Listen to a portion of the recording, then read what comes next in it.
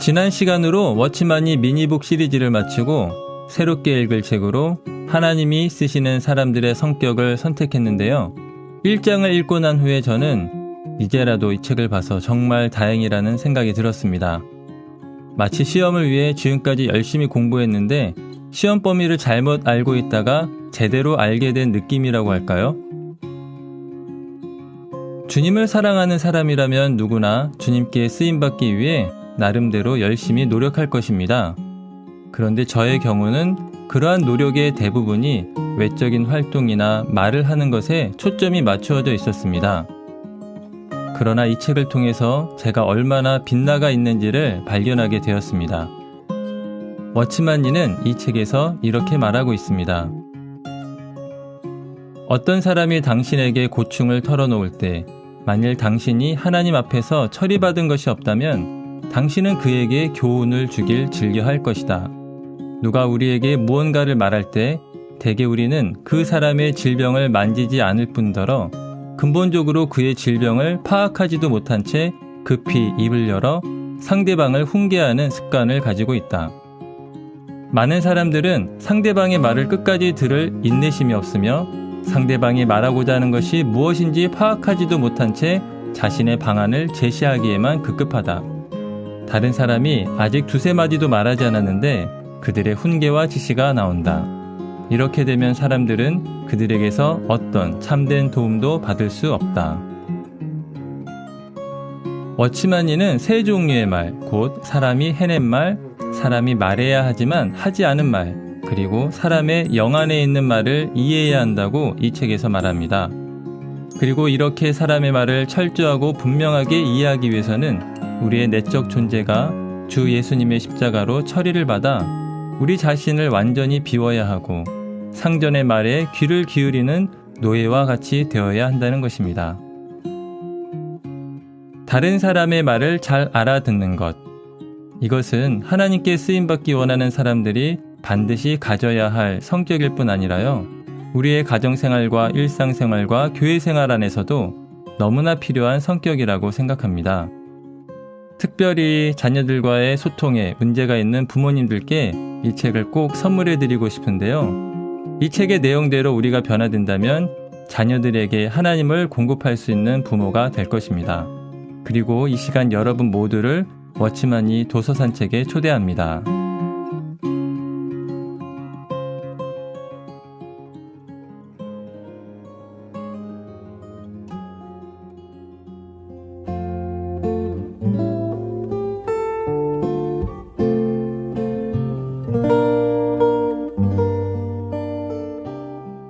어떻게 다른 사람의 말을 듣고 이해할 수 있는가? 다른 사람의 감정에 공감할 줄 알아야 한다. 다른 사람의 말을 듣고 이해하기 위해 또 하나 기본적으로 필요한 것이 있는데 그것은 바로 말하는 사람과 동일한 감정을 가져야 한다는 것이다. 단지 듣는 것으로 다른 사람의 말을 알아들을 수 있는 것이 아니다. 반드시 다른 사람의 감정을 느낄 수 있어야만 알아들을 수 있다.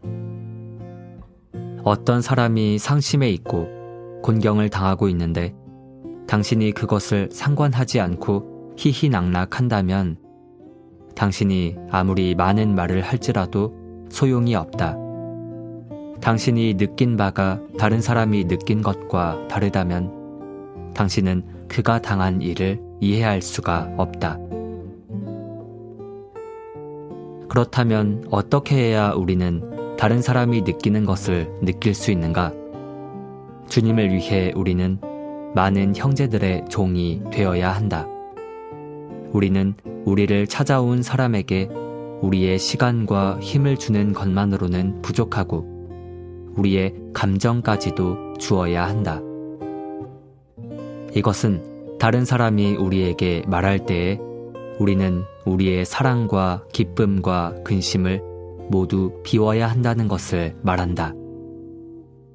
그렇지 않으면 우리는 어떤 감정에 점유되어 내면에 다른 사람의 감정을 받아들이고 다른 사람의 피로를 채울 수 있는 빈 공간이 없게 된다. 하나님 앞에서 당신 자신만의 기쁨이나 근심이 없어지고 당신 내면이 비워지게 된다면 당신은 능히 다른 사람의 감정 안으로 들어갈 수 있게 된다. 그렇지 않다면 자신의 감정만을 쫓기에 바쁜 당신이 어떻게 다른 사람의 감정을 느낄 수 있겠는가? 만약 당신이 줄곧 자기의 기쁨과 눈물만을 위하고 이것도 못 버리고 저것도 버리지 못한다면 당신에게는 자신 외에 다른 사람을 위할 여지가 없게 된다.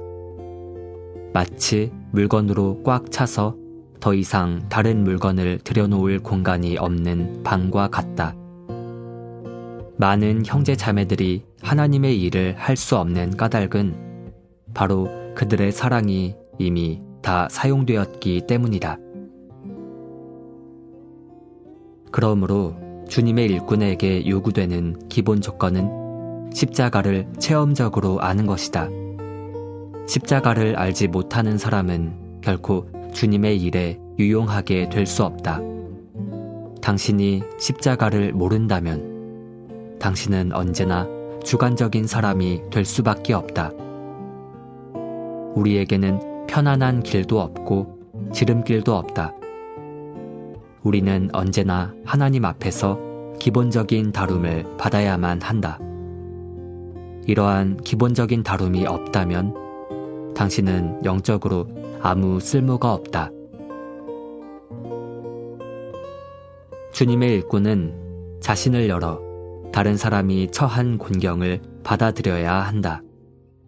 당신이 이렇게 할 수 있다면 다른 사람이 말을 하자마자 당신은 그가 말한 것이 무엇이고 그가 하지 않은 말이 무엇이며 더 나아가 그의 영의 상태가 어떠한지도 알 수 있다.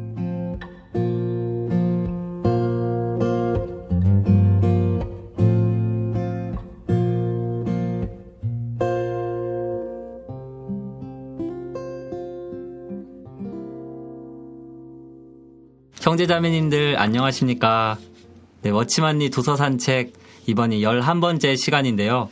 오늘도 마찬가지로 제 옆에는 3명의 형제님들이 자리해 주셨습니다. 안녕하십니까? 안녕하세요. 저희가 지난주까지는 워치만니 미니북 시리즈 30편으로 구성된 이 소책자를 다뤘었는데요. 오늘부터는 새롭게 어떤 책을 다루죠, 저희가? 제가 추구할 책은요. 합당한 성격의 조성을 위한 10가지 원칙이라는 부제가 있는 하나님이 쓰시는 사람들의 성격이라는 책입니다. 아멘. 네, 저희가 하나님이 쓰시는 사람들의 성격이라는 책을 다뤄볼 건데요. 이 책이 원제는 조금 달라요. 주님의 사역자의 성격이라는 책인데 이 책이 워치만니 전집 52권에도 수록이 되어 있는 내용이거든요.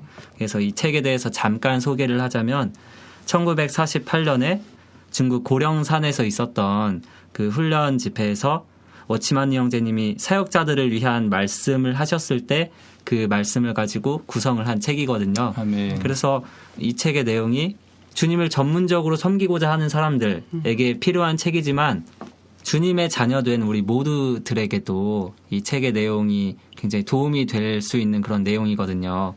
듣고 계시는 형제 자매님들 또 우리 모두가 이 한 항목 한 항목 한 성격 한 성격 더 알아가는 그런 시간이 되었으면 좋겠습니다. 아멘. 그래서 형제님들은 이 책에 대해서 느낌이 좀 어떠신가요? 일단은 형제님이 말씀한 것처럼 뭐 책 제목에도 나와 있듯이 네. 이게 하나님이 쓰시는 사람들 또는 뭐 사역자들을 위한 책이지만 사실은 우리가 사역자하면 어떤 특정한 사람을 생각을 하잖아요. 그렇죠. 네, 하지만 성경에 따르면은 너희는 다 왕 같은 제사장들이라고 하셨기 때문에 사실 이 책은 주님을 섬기고자 하는 사람 것이 물론 뭐 방식에 있어서는 뭐 여러 가지 방식이 있을 수 있겠지만 하여튼 이 마음속에 하나님을 섬기고자 하는 갈망 있는 모든 사람들을 위해서 쓰여진 책이라는 생각이 들고요. 그런 의미에서 아마 많은 사람들에게 참 유익이 될 수 있는 그런 많은 내용을 담고 있는 책이더라고요. 그리고 저도 이 책을 하면서 이게 사실 우리 사역자들이 온전케 되는 내용이거든요. 네. 여기 세부적으로 들어가면 굉장히 그 제목들이 흥미로워요. 맞아요. 물론 우리가 다 알지 말지 모르겠지만 제가 몇 번만 말하면 다른 사람을 사랑할 줄 알아야 된다. 또한 게으르지 않고 근면해야 한다. 또한 성격이 견고해야 한다. 금전에 대한 태도. 이 외에도 해가지고 한 10가지 정도가 있는 책인데 네. 그래서 이 책을 우리가 많이 누리고 추구하면 우리 삶에 아주 온전케 되는 좋은 영향을 끼치는 책일 것 같아요. 아멘. 사실 하나님이 어떤 사람들을 통해서 역사를 많이 하셨잖아요. 구약에서는 모세, 또 신약에서는 바울, 또 우리가 아는 뭐 많은 사역자분들 있잖아요. 마르틴 루터라든지 워치마니 형제님도 그렇고 이런 형제님들도 그러니까 이런 성격들로 예비가 되어 있었기 때문에 하나님이 쓰셨다는 거죠. 네, 그래서 우리가 이런 성격들로 조금씩 더 조성이 된다면은 하나님이 우리를 쓰실 수 있기 때문에 이런 성격들을 모르면은 할 수 없잖아요. 그러니까 이렇게 하나하나 배워가는 것이 필요하다는 생각이 듭니다. 아멘. 네, 그래서 우리가 이제 이 책의 1장을 먼저 다뤄보려고 하는데요. 1장의 제목이 뭐죠? 다른 사람의 말을 잘 알아들어야 한다. 다른 사람의 말을 잘 알아듣는 것. 사실 듣는 것의 중요성은 비단 이 책뿐만이 아니고 많이 얘기하는 부분이잖아요. 그런데도 이 책에서 이것이 제일 처음에 나온 이유는 무엇일까요? 저는 이렇게 생각해요. 듣는 게 가장 중요하니까. 그렇지 않을까요? 듣는 맞아요. 거? 맞아요. 듣는 거 제대로 못 들으면 이 소통이 안 되는 거잖아요. 네. 우리가 주님의 사역자잖아요. 그죠? 네. 중요한 건 사역자라고 하는 건 우리가 많은 사람들을 주님께로 이끌어서 그러하여금 주님을 만나고 접촉하고 누리게 해서 그런 온전한 하나님의 사람으로 만들어갈 수 있게끔 접촉할 수 있게끔 하는 사람이 사역자잖아요. 네. 근데 그 사역자로서의 가장 중요한 항목이 그 사람의 말을 잘 알아들어야지. 그 사람 마음에 뭐가 필요한지 거기에 때에 맞춰서 적절한 공급을 할 수 있는 거죠. 아멘. 그렇기 때문에 이번 이 주제는 다른 것보다도 참 중요한 것 같아요. 아멘. 우리는 사실 많은 성격에 대한 지식이 있다 보니까 막 말하기를 즐겨하는데 사실 듣는 거에 있어서는 너무 부족하다는 거죠. 네. 그래서 아마 이 항목이 다른 사람의 말을 잘 알아들어야 한다라는 이것을 아마 제일 위에 말씀하지 않았나. 그렇게 저는 생각이 드네요. 네. 저는 병원에서 진료받을 때가 생각이 나더라고요. 네. 그래서 의사 선생님이 딱 오면은 환자분에게 어디가 아파서 오셨어요? 하고 물어보죠. 근데 저는 배가 아파서 왔어요. 이랬는데 안색이 안 좋네요. 그러면서 뭔가 다른 것을 이제 처방을 해준다 그러면은 그건 참 문제가 있겠죠, 당연히. 근데 잘 듣는 것이 환자가 어디가 아파서 왔는지 이러한 것을 의사 선생님이 처음에 처방을 하기 위해서 듣는 것처럼 우리도 처음에 얘기 나왔듯이 좋은 사역자가 되기 위해서는 사람들이 우리에게 하고자 하는 말이 무엇인지 그들에게 참된 필요가 무엇인지는 이 듣는 것에서 결정이 나는 것 같아요. 네. 네, 듣는 것이 우리가 훈련이 되어져 있지 않다 그러면은 돌팔이 의사같이 잘못 처방했다가는 그 사람을 더 아프게 할 수도 있는 거고 심지어 죽음까지 이르게 할 수 있는 것처럼 우리가 듣는 것이 훈련되어져 있지 않다면은 그러한 것에 대한 합당한 처방을 할 수 없는 것 같아요. 아멘. 이 책 원제목이 사역자의 성격이잖아요. 네. 근데 사역자 하면은 어떤 게 떠오르는지 모르겠지만 굉장히 뭔가 이렇게 가르치고 뭐 그런 이미지가 생각나잖아요. 사실 그 사역자라는 단어 자체가 영어로는 미니스터인데요. 그게 섬기는 사람이다 그런 뜻이에요. 그러니까 주님을 섬기는 사람 또는 하나님께 쓰임 받는 사람, 하나님께서 사용하시는 사람, 사역자. 사실 이거는 그 본질 자체가 그 사람의 본질 자체는 섬기는 노예, 종이라는 거거든요. 네. 그럼 노예가 해야 될 것 중에서 가장 중요한 것은 듣는 거거든요. 우리가 하나님을 섬기는 사람이라면은 당연히 하나님에게서 먼저 들어야 하고 또 우리가 사람을 섬기고자 한다면 반드시 먼저 이 사람에게서 듣는 것이 반드시 이렇게 선행되어야 한다고 느껴져요. 그래서 아마 하나님께서 사용하시는 사람들, 사역자의 이런 성격에 관해서 가장 먼저 듣는 문제를 언급하지 않았나 저 개인적으로 그렇게 한번 생각해 봤습니다. 아멘. 책에서 워치만 형제님이 말하기를 사역자는 의사보다 더 힘들다고 했거든요. 그러니까 어떤 것이 필요한 사람에게 우리가 적절한 것을 제시를 해 주어서 사역을 하는, 그러니까 하나님께로 이끄는 그런 것을 하기 위해서 필요한 것이 먼저 그 사람이 하는 말을 잘 알아들어야 한다는 것. 이것을 이제 보았는데, 근데 우리가 이런 듣는 것의 중요성은 많이 알고 있지만 사실 잘 듣고 있지 못하잖아요. 그렇죠. 그 잘 듣지 못하는 이유는 왜 우리가 잘 듣지 못할까요? 굉장히 좀 중요한 문제인 것 같아요. 어떻게 보면은 이 책의 핵심이라고 볼 수도 있는 것 같은데요. 이 질문이요. 근데 거기에 더해서 약간의 뭐 베이스라고 할까요? 그럼 도대체 우리가 어떠한 말을 알아들어야 하고 또 어떠한 말을 지금 우리가 알아듣지 못하는가. 그게 어느 정도 약간 이해를 가질 필요가 있는 것 같아요. 그래서 이 책에서 하나님의 사역자들 또 하나님께 쓰임 받고자 하는 사람들이 알아들어야 할 말이 세 종류가 있다라는 거예요. 첫 번째는 그 사람이 직접 해낸 말, 그거를 먼저 정확하게 이해해야 한다는 거죠. 근데 심지어 우리는 사람들이 한 말도 정확하게 이해를 못한다는 거예요. 그래서 10사람이 들으면 10사람이 다 자기 색깔대로 한 말을 이해한다는 거예요. 예를 들면 뭐 어떤 소문이 돌면은 전혀 다른 이야기가 되잖아요. 그게 한 가지 예가 되겠죠. 그래서 첫 번째로는 어떠한 사람이 한 말을 정확히 이해해야 한다.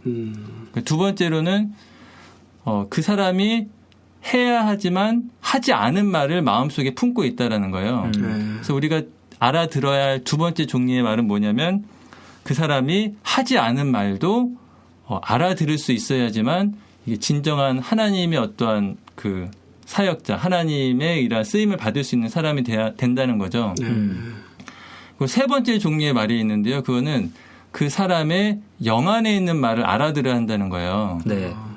저도 처음에 이 말을 들었을 때 도대체 이게 무슨 말인가 알아듣기가 어려웠는데 나중에 그 생명의 체험이라는 책이 있거든요. 거기에 보면은 영을 처리함이라는 책이 있어요. 근데 그 책을 제가 좀 참고하면서 좀 분명한 이해를 가졌는데요. 그러니까 사람의 영 안에 있는 말이 무엇이냐면 사람 안에 가장 깊은 존재는 영이 있잖아요. 근데 이 영은 가장 사람 안에서 가장 참된 존재라는 거예요. 근데 사람이 입을 닫고 있으면은 그 사람의 영이 흘러나오지 않는데요. 하지만 그 사람이 입을 열어서 무언가를 말할 때 그 사람 가장 깊은 곳에서 그 사람의 영이 흘러나온다는 거예요. 근데 그 사람이 영이 흘러나올 때 무엇이 같이 묻어나오냐면은 영은 순수하지만 사람이 그런 혼을 통과하여 나올 때 그 혼의 어떠함이 묻어나온다는 거예요. 그래서 이러한 영적인 사역자들은 그 사람이 어떠한 말을 할 때 그 사람의 말을 통해서 흘러나오는 영을 만질 때 그 영을 통하여서 그 사람의 내적인 존재가 어떠한 거를 알 수 있다는 거죠. 그래서 상당히 굉장히 깊은 부분인데요. 제 생각에는 의사로 치면은 거의 최고 수준의 이런 의사가 아닐까. 그래서 혹시 이러한 부분에서 조금 더 이렇게 깊게 이해를 갖고자 한다면은 그 생명의 체험 학원에 보면 영을 처리함이라는 메시지가 있거든요. 그 메시지를 병행해서 본다면은 이 책에 있는 영 안에서 말한 것을 이해해야 한다. 그 부분을 조금 더 뭐랄까 이게 좀 그 의미를 조금 더 깊게 이해할 수 있을 거라고 생각이 듭니다. 아멘. 워치만 형제님이 이 책에서 사역자로서 우리는 이러한 세 종류의 말들을 잘 알아들어야 되는데 그런데 이거를 알아듣지 못하게 하는 몇 가지를 제시하셨어요. 그중에 한 개가 뭐냐면은 너무 생각이 많다. 많은 생각이 있기 때문에 그 사람의 말을 제대로 듣지 못한다. 그리고 또 하나는 너무 주관적이다. 주관적이다. 그리고 또 하나는 뭐라 그러냐면 감정에 있어서 공감을 하지 못한다. 그러니까 이러한 요인들 때문에 그 세 가지의 그 사람으로부터 전달되는 말을 제대로 듣지 못한다고 했어요. 여기에 대해서 형제님들 좀 누린 게 있으신가요? 저는 그 감정의 공감에 대한 부분을 할 때 약간 좀 찔림이 있었는데요. 네. 네. 저의 가장 가까운 저희 자매가 네. 저를 얘기할 때 가끔 당신을 보면 너무 차가운 사람이라고 얘기를 하거든요. 전혀 그렇게 안 보이는데. 네, 근데 그걸 대입해 보니까 제가 사람들의 감정에 참 이렇게 공감하지 못하는 사람이더라고요. 그래서 뭔가 다른 사람이 어떠한 얘기를 하고 있을 때 내 안에서 그 사람의 감정을 모르기 때문에 말을 할 때나 그 사람하고 대화를 할 때 제가 그 사람에 대한 감정을 공감하지 못하는 경우가 너무나도 많기 때문에 그 안에 옳고 그름만 있는 것 같더라고요. 네. 그래서 아니 왜 저 사람은 저런 말을 할까? 왜 저렇게 소극적인 얘기를 할까? 그렇지만은 만약에 제가 그 사람의 감정에 공감을 할 수 있었다 그러면은 그 상황 가운데 들어갈 수 있었을 것이고 네. 그 사람의 지금 상황이 어떤지 캐치할 수 있기 때문에 그걸 이렇게 조금 더 좋은 방향으로 그리고 이해할 수 있는 방향으로 이렇게 들어가지 않았을까 하는 생각이 들더라고요. 저도 이 감정에 공감을 해야 한다는 부분에서 굉장히 새로워졌는데요. 그러니까 뭐 이런 거예요. 이 사람은 굉장히 슬퍼하면서 나에게 얘기하는데 나는 희희낙낙하면은 공감을 할 수가 없다는 거죠. 그래서 어떻게 해야 하느냐? 그 사람의 감정에 완전히 들어가야 하는데 그거 어떻게 들어가야 하냐? 우리의 감정을 완전히 비워놔야 한다는 거예요. 그렇게 해야만이 그 사람의 감정 안에 들어가서 그 감정을 완전히 이해할 수 있다고 네. 그런 내용이 적혀 있는데 이 문장을 딱 봤을 때 듣는 게 정말 내가 생각한 그 수준이 아니구나. 듣는 문제가 굉장히 난이도 있는 것이고 또 신경도 많이 써야 하는 것이고 그런 부분임을 다시 보았어요. 이 그냥 내용만 봤을 때는 정말 저는 할 수가 없더라고요. 맞아요. 네. 저도 이 문제점 중에 하나 그 주관적이라는 거 네. 저도 그런 게 있었는데 제가 돌보는 그 어린 형제가 하나 있는데 네. 그 형제가 이 감정 조절 장애가 있어요. 그래서 학교에서 좀 갑자기 감정이 확 오르면 막 좀 이렇게 행동을 아주 좀 과격해지는. 과격하게 행동해서 어려움이 생기고 그러는데 그러다 보니까 그 아이에 대한 주관적인 관념이 있는 거예요. 쟤는 감정 조절이 안 되는 애야. 그러다 보니까는 걔와 같이 있으면 그 말이 자연스럽지가 않고 또 걔가 하는 말을 한꺼풀 이렇게 딱 하고 듣는 거예요, 제가. 그리고 그 아이한테 말을 해도 저도 너무나 딱딱하고 부자연스럽고. 그래서 이제 그랬는데 나중에 보니까 그 아이는 비록 그런 장애가 있긴 있지만 자기 얘기를 들어주는 사람이 하나도 없는 거예요. 다들 자기에 대해서 문제 하나 힘든 아이로 다 취급하다 보니까 그 아이는 그거를 통로를 못 찾는 거예요. 그러니까 그 감정 조절에 있어서 더 문제가 생기는 거예요. 출구를 못 찾으니까. 어떤 주관적인 그 사람에 대한 관념이 이렇게 편견을 갖고 그의 이야기를 딱 그 마음이 원하는 거를 딱 못 듣게 만드는 그런 벽을 딱 형성시키는 것 같더라고요. 저도 여기서 그 잘 사람들의 말을 이해하지 못하는 주대 원인으로 주관적이라는 얘기를 많이 하잖아요. 네. 우리가 주관적이다. 그러니까 쉬운 말로 하면 결국에는 나를 내 입장에서 듣는다는 거잖아요. 그렇죠. 네. 상대방의 말을 듣는데 그 사람의 입장에 대해서 들어야 되는데 내 입장에서만 들으면은 맞아요. 이게 당연히 안 들어오잖아요. 근데 이러한 문제가 사실은 이게 꼭 사역자라는 그런 타이틀을 빼고서라도 일상생활에서도 이런 것들이 굉장히 중요한 요인이더라고요. 네. 특히 이제 자녀와 이렇게 생활하면서 제 딸이 이제 초등학교 4학년인데 네. 대화를 할 때 제가 화를 자주 내요. 네. 근데 왜 그러냐면 얘가 4학년이란 걸 잊어버리는 거예요, 제가. 얘는 초등학교 4학년인데 네. 아직 어린아이인데 그거를 잊어버리고 내 기준에서 이렇게 그 아이의 이야기를 들으면 화가 나죠. 그리고 막 그 아이가 뭘 말하는지도 막 이렇게 캐치를 잘 못해요. 그래서 이게 자꾸 좀 이렇게 부딪히거든요, 사실은요. 네. 네. 그리고 저희 딸도 답답하게 생각할 때가 있고 근데 아들하고는 좀 소통이 잘 돼요. 남자라서 그런지 모르겠는데 저는 이렇게 딸하고 소통이 잘 안 되더라고요. 초등학교 4학년이면은 나이로는 몇 살이죠? 11살이죠, 11살. 아, 형님 11살의 딸과 부딪히는군요. 저는 5살 된 5살 된 아들과 아들이 있는데 참 그게 더 가까워서 그런지 가족이라서 그런지 참 듣는 게 안 되더라고요. 그래서 형님 얘기하셨듯이 저의 입장에서 5살 된 아이를 재단하고 있고 그의 말을 너는 왜 이런 말을 하냐, 왜 이런 행동을 하냐 하면서 전혀 들어주려고자 하지 않는 책을 읽으면서 제 모습이 보이더라고요. 네. 그래서 참 너무나도 부끄러웠는데요. 책의 35페이지에 보면은 이런 말이 있는데요. 읽어드릴게요. 오직 우리 내면이 한 장의 백지와 같을 때만이 그 위에 글자를 써 내려갈 수 있다는 것이다. 당신은 상당히 안정된 상태에 있어야 하고 내면에 자신의 어떠한 생각이나 주관적인 견해 그리고 자신의 어떤 감정도 갖지 말아야 한다. 라는 말이 있는데요. 이 말을 읽으니까 참 제 안에는 어떤 사람을 바라볼 때 이미 거기에 그림이 그려져 있고 그 사람을 바라볼 때 저 사람은 어떤 사람이야. 저 사람이 지금 어떤 상황에 있어. 이러면서 제 생각 안에서 이미 주관적인 견해로서 그림을 미리 다 그려버리더라고요. 그 사람이 말도 하지 않았고 어떠한 것을 말을 시작하려고도 하지 않았는데 이미 그려놓고 여기에 그 사람이 말하는 것을 갖다 놓더라고요. 그걸 봤을 때 이 주관적인 게 얼마나 무서운지 우리의 생각이 이 백지와 같이 투명하지 않다면은 우리는 사람을 바라볼 때 정말 우리의 주관적인 견해만 가득한 것 같아요. 34페이지에 이런 문구가 또 있더라고요. 우리에게는 편안한 길도 없고 지름길도 없다. 우리는 언제나 하나님 앞에서 기본적인 다룸을 받아야 한다. 라는 말이 있는데요. 저는 우리 가운데 십자가가 없다면은 정말 우리는 하나님 앞에 유용한 사람들이 될 수 없구나. 이 책을 보면서 그런 것을 많이 느낀 것 같습니다.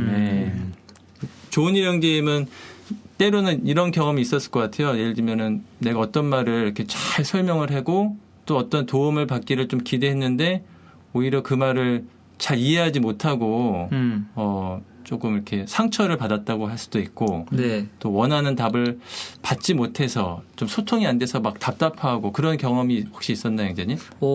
좀 부지기수여가지고 대표적으로 말을 어떤 경우에서 그런 상처를 받냐면은 어떤 도움이 필요한 것 같아서 얘기를 했는데 근데 꼭 내가 원하는 답이 아니더라도 좀 많이 듣는 상투적인 답이라고 해야 되나요? 그런 걸 난 정말 간절해서 어떤 얘기를 했는데 좀 뻔한 답 이런 것들이 돌아온다면은 이제 그 다음에는 그 답은 제 입을 닫게 하죠. 근데 같은 어떤 답답한 상황이 와도 더 자유롭게 얘기를 하지 못하고 또 혼자 생각하게 되는 그런 상황을 겪었었죠.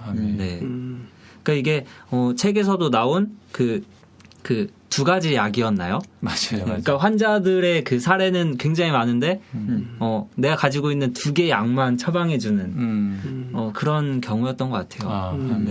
물론 뭐 얘기하는 저도 이런 걸 많이 범하고 있겠죠. 제가 이렇게 교회 안에서 자란 형제 자매님들에게 들은 얘기가 있는데요. 제일 답답한 말이 그거리 어떤 고민을 얘기했는데 기도해봐라. 주님의 음성을 들어라. 뭐 이런 얘기가 가장 답답한 답변 중에 하나라고 하더라고요. 근데 아마 이제 물론 그게 이제 맞는 얘기죠. 성경적인 거지만 아마 그 어떤 고민을 얘기할 때 어떤 답변을 구하는 게 아니라 나의 그런 답답한 심정 그걸 좀 알아달라. 나 이렇게 힘들다. 그러한 상태를 정말 이렇게 위로받고 싶었지 않았을까. 그럼 이 메시지에 따르면은 한 말만 듣는 게 아니라 하지 않은 말까지도 사실은 이렇게 들을 수 있어야 되는데 그럴 여유가 참 없고 막 내 자신의 어떤 선입견 이런 것으로 꽉 차 있으니까 그런 정말 어떻게 보면 얼마나 큰 외침이겠어요. 나 너무 힘들어요. 난 정말 위로가 필요해요. 말은 하진 않지만 그 속에서 울리는 그 메아리는 말로 표현하지 않은 그 내면에 있는 그 갈급함, 그 외침은 상당히 큰 음성인 것 같아요. 맞아요. 근데 정말 주님, 저희가 그러한 사람 속에 있는 말하지 않는 그런 외침을 참 들을 수 있다면 우리 듣는 저희 태도가 참 많이 달라지지 않을까. 너무 근데 부족합니다.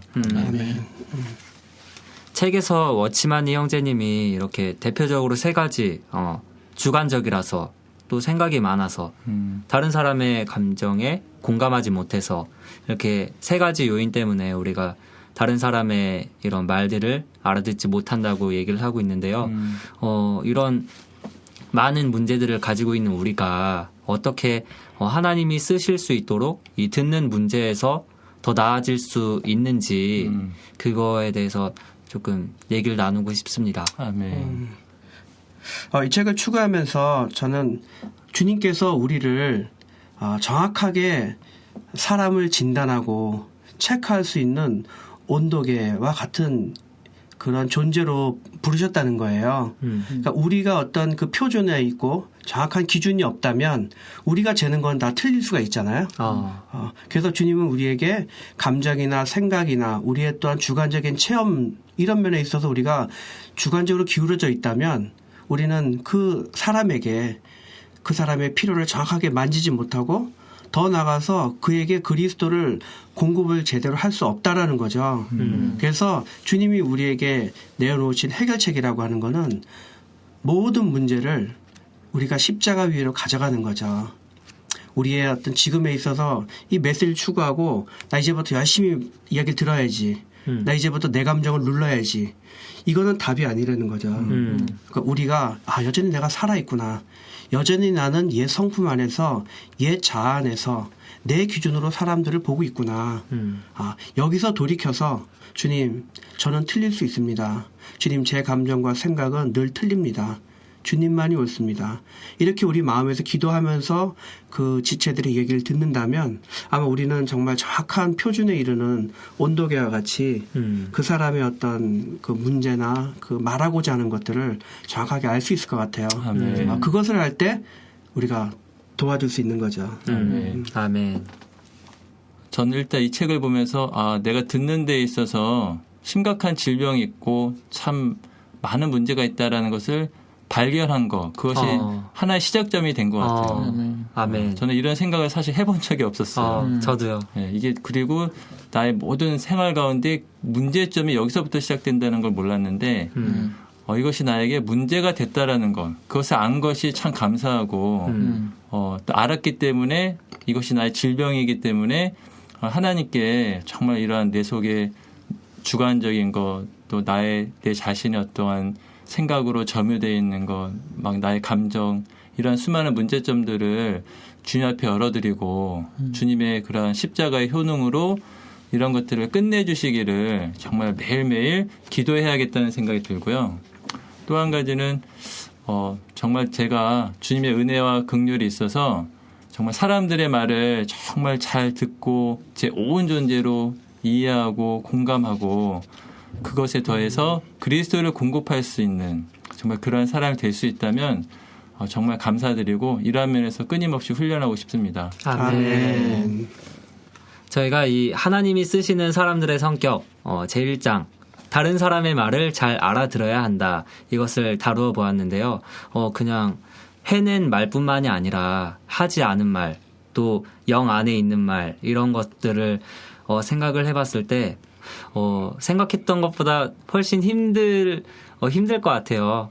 네, 하지만 우리가 힘들다고 멈추지 않고 앞으로도 책을 이제 하나씩 더 축을 하겠지만 그 배우는 그 성격 부분에서 더 온전케 되어서 하나님께서 더 쓰시는 그런 사람으로 더욱더 발견되어졌으면 좋겠습니다. 아멘. 저희는 이제 다음 주에 또 이 같은 책의 다른 부분으로 형제 자매님들을 찾아뵐 거고요.